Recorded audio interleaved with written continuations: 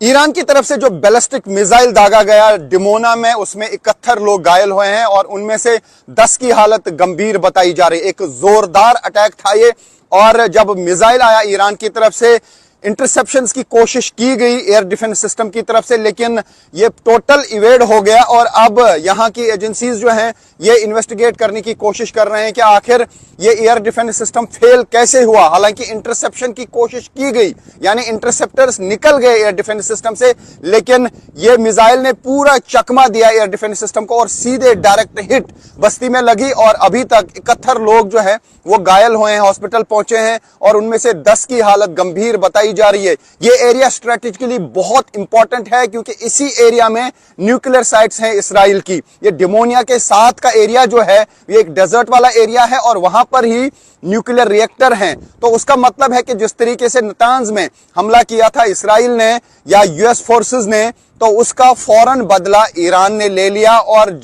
जिस एरिया में इसराइल की न्यूक्लियर रिएक्टर है, न्यूक्लियर साइट्स हैं, उसी एरिया तक मिसाइल पहुंचाया गया। हालांकि ये न्यूक्लियर साइट पे नहीं लगा, लेकिन उसी एरिया में एक जगह निशाना डायरेक्ट लगा और ये डायरेक्ट हिट है और पूरी तबाही इस एरिया में हुई है और 71 लोगों के घायल होने की अभी तक खबर है। उसका मतलब है कि ईरान की तरफ से जोरदार अटैक्स लगातार किए जा रहे हैं। जिस तरीके से यूएस या इसराइल कह रहा था कि ईरान की कैपेबिलिटी खत्म हो गई है, लेकिन ईरान ने फौरन कुछ ही घंटों में अपने न्यूक्लियर साइट के अटैक का बदला लिया। उसका मतलब है अभी भी बहुत ज्यादा कैपेबिलिटी ईरान के पास है और ईरान लगातार डट के मुकाबला कर रहा है। वो रिफाइनरी है जिसपे कल ईरान ने ताबड़तोड़ मिसाइल हमले किए और इसी रिफाइनरी में आग लगी थी, क्योंकि ईरान के गैस फील्ड्स पर इसराइल ने हमला किया था और ईरान ने कहा था कि इसका बदला बहुत जल्द दिया जाएगा और वार्निंग जारी की थी कई कंट्रीज को ईरान ने। और कल हमने देखा कि ताबड़तोड़ हमले किए गए कतर पे, कुवैत पर और यूएई पर, और वहां पर भी ऑयल रिफाइनरीज पे हमला किया गया और इसराइल में भी ऑयल रिफाइनरी पे हमला किया गया। मैं आपको बता दूं, बजन ऑयल रिफाइनरी वो रिफाइनरी है इसराइल की जो इसराइल की 60% गैस, पेट्रोल और डीजल की जरूरतों को पूरा करती है, यानी सबसे बड़ी रिफाइनरी है। और इसी पर कल ताबड़तोड़ हमले किए, ईरान ने मिसाइल अटैक किया और इस रिफाइनरी में आग लगी। यानी जिस तरीके से उनके गैस फील्ड्स पर, यानी ईरान के गैस फील्ड्स पे हमला किया गया था, उसका बदला ईरान ने ले लिया है। यही वजह है कि अमेरिका भी सख्ते में आ गया है और यूएस के प्रेसिडेंट ने कहा कि इसराइल की तरफ से जो अटैक किया गया उसमें यूएस फोर्सेस शामिल नहीं थे। तो ये आप देख सकते हैं एक बहुत बड़ी रिफाइनरी है और यहां से ही गैस, पेट्रोल, डीजल और बाकी प्रोडक्ट्स जो हैं वो सप्लाई होते हैं पूरे इसराइल को। और बताया जा रहा है कि ये सबसे बड़ी रिफाइनरी है इसराइल की जिस पे ईरान ने हमला किया है, यानी ईरान के मिसाइल्स यहां तक पहुंच गए हैं। हालांकि इसराइल का दावा है कि एक शार्पनर गिरा था, उससे ज्यादा नुकसान नहीं हुआ, लेकिन हमने देखा कल धुएं के गुबार यहां से उठ रहे थे, यानी ठीक टारगेट पे निशाना लगा है ईरान का। और ईरान ने फौरन बदला लिया गैस फील्ड्स पे जो हमला किया गया था। उसका मतलब है कि ईरान ने भी एनर्जी सेक्टर को इसराइल में हिट किया। लगातार ताबड़तोड़ हमले हो रहे हैं ईरान की तरफ से। ईरान ने यहाँ के रेलवे स्टेशंस को निशाना बनाया, एयरपोर्ट को लगातार टारगेट किया जा रहा है। एयरपोर्ट पर 3 विमान जो हैं उनको नुकसान पहुंचा है और उसके अलावा कई घरों को भी नुकसान पहुंचा है। और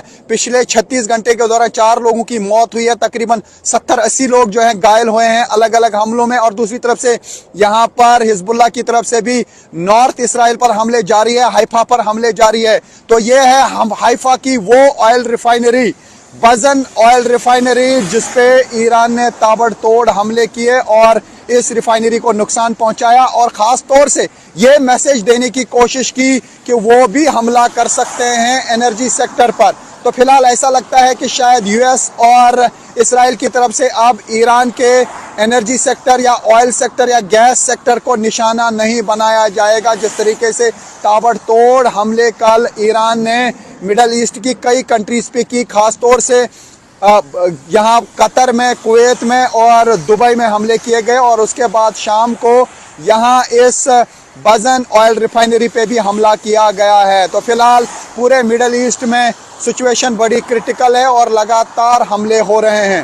तो इसराइल और ईरान के दरमियान युद्ध जारी है, लेकिन इस युद्ध के बीच ऐसा लगता है कि शायद अब ईरान में एनर्जी सेक्टर को टारगेट नहीं किया जाएगा, क्योंकि जब वहां के गैस फील्ड्स पे हमला किया गया तो ईरान ने जोरदार पलटवार किया, न सिर्फ इसराइल की इस रिफाइनरी पे बल्कि कतर, कुवैत, दुबई में लगातार हमले करके प्रेशर में आ गया है यूएस भी और इसराइल भी। यही वजह है कि अब यूएस और इसराइल की तरफ से शायद ईरान के एनर्जी सेक्टर को निशाना नहीं बनाया जाएगा, लेकिन युद्ध का सिलसिला लगातार जारी है। Rifat Abdullah, news 18 India, Israel.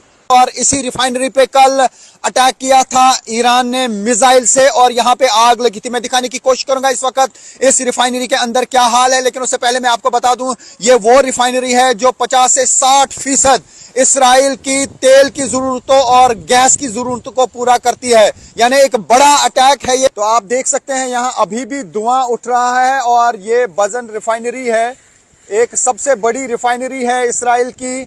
यहां पर आप देख सकते हैं कि किस तरीके से धुएं के गुबार हैं इर्द गिर्द, क्योंकि यहां पे आग लगी थी और आग को बुझाने की कोशिश कल ही की गई थी, लेकिन कुछ जगहों पे अभी भी आग लगी हुई है। ये देख सकते हैं आप, ये बजन रिफाइनरी है और इसी पे ईरान ने अटैक किया था। तो ये आप न्यूज़ 18 इंडिया पे एक्सक्लूसिव विजुअल देख सकते हैं, ये बजन रिफाइनरी है। तो ये आप देख सकते हैं ये ऑयल रिफाइनरी कंपनी का बजन ग्रुप है और ये आप देख सकते हैं कि किस तरीके से इसके अंदर अभी भी आग लगी हुई है, अभी आग जल रही है कई जगहों पे।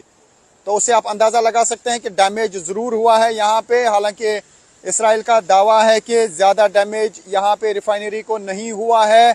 यही वो रिफाइनरी है जिस पे कल ताबड़तोड़ हमले किए गए ईरान की तरफ से और मिसाइल का एक टुकड़ा यहाँ पे गिरा, जिसकी वजह से यहाँ पे आग लगी और अभी भी यहाँ पे धुआं हम देख पा रहे हैं, धुआं निकल रहा है।